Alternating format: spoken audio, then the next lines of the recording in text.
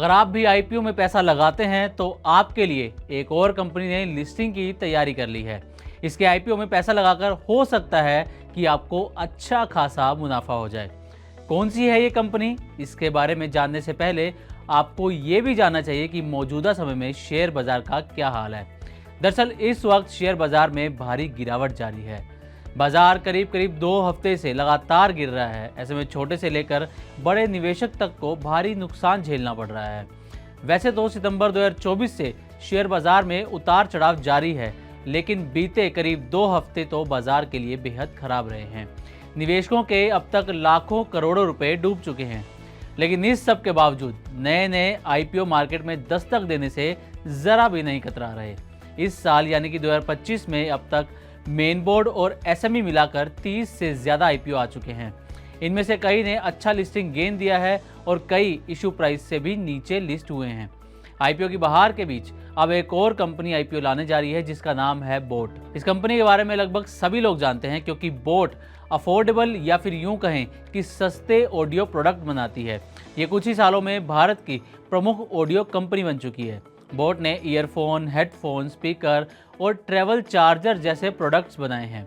एक media report के मुताबिक बोट फाइनेंशियल ईयर 2026 में आईपीओ लाने की योजना बना रही है और इसके लिए जल्दी ही सेबी को confidential draft red hearing prospectus यानी DRHP फाइल कर सकती है। इस आईपीओ के जरिए कंपनी की 2000 करोड़ रुपए जुटाने की प्लानिंग है।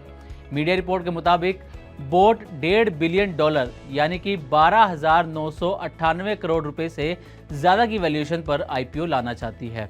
आपको बता दें कि ऐसा पहली बार नहीं है जब बोट आईपीओ लाने की प्लानिंग कर रही हो। इससे पहले कंपनी ने 2022 में 2000 करोड़ रुपए के आईपीओ के लिए अप्लाई किया था। हालांकि अनफेवरेबल मार्केट कंडीशंस की वजह से कंपनी ने अपनी एप्लीकेशन वापस ले ली थी।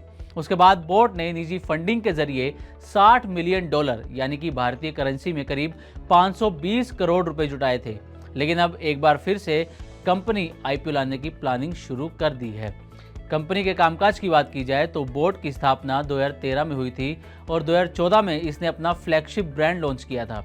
2024 की दूसरी तिमाही तक कंपनी के पास भारत के वियरेबल मार्केट में 26.7% हिस्सेदारी थी। रिपोर्ट के अनुसार 2024 की दूसरी छमाही में ऑडियो सेगमेंट में स्थिरता देखने को मिली, लेकिन ब्रांड ने ऑनलाइन बिक्री में शानदार सफलता हासिल की। कंपनी को क्वालकॉम वेंचर्स, इनोवेन कैपिटल, वारबक पिनकस और फायरसाइड वेंचर सहित प्रमुख निवेशकों का समर्थन प्राप्त है। अपनी मजबूत बाजार उपस्थिति और निवेशकों के सहयोग के कारण बोट के आईपीओ में इंस्टीट्यूशनल और रिटेल इन्वेस्टर्स की दिलचस्पी देखने को मिल सकती है।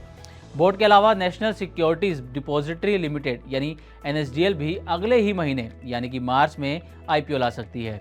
NSDL के आईपीओ का साइज 3000 करोड़ रुपए का हो सकता है। कंपनी के सीनियर अधिकारियों ने 20 फरवरी को इसकी जानकारी देते हुए कहा था कि आईपीओ के लिए सेबी को पिछले साल आवेदन दिया गया था। इस आवेदन के आधार पर सेबी ने आईपीओ लाने की मंजूरी दी है, लेकिन ये मंजूरी तय अवधि के लिए थी।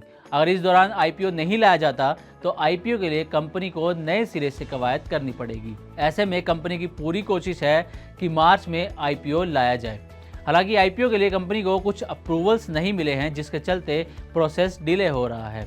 तो खैर, फिलहाल शेयर मार्केट के एक्सपर्ट्स की नज़र बोट पर है, क्योंकि जब से कंपनी ने दोबारा आईपीओ लाने की बात कही है तो एक्सपर्ट्स ने कंपनी के कामकाज और वित्तीय स्थिति पर नज़र रखना शुरू कर दिया है, ताकि ये अंदाज़ा लगाया जा सके कि इस आईपीओ में पैसा लगाना है या नहीं।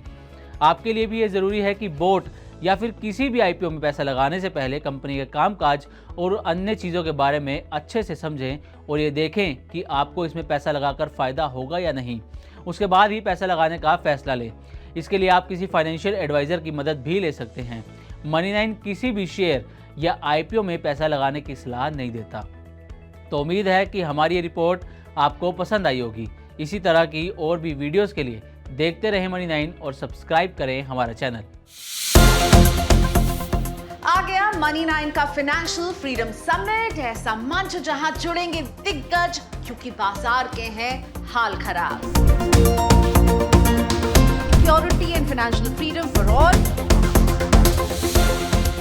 जहां होगी बात आपके पैसों की, मिलेगा भरपूर ज्ञान, पैसा लगाने कमाने की तरकीबें। शेयर बाजार से लेकर म्यूचुअल फंड में क्या करें, इंश्योरेंस का कवरेज बढ़ाना क्यों है जरूरी और अर्थव्यवस्था की कैसी रहेगी चाल। आपके ऐसी सभी उलझनों के मिलेंगे जवाब। तारीख नोट कर लीजिए, 5 मार्च 3 बजे से सिर्फ मनी 9 पर।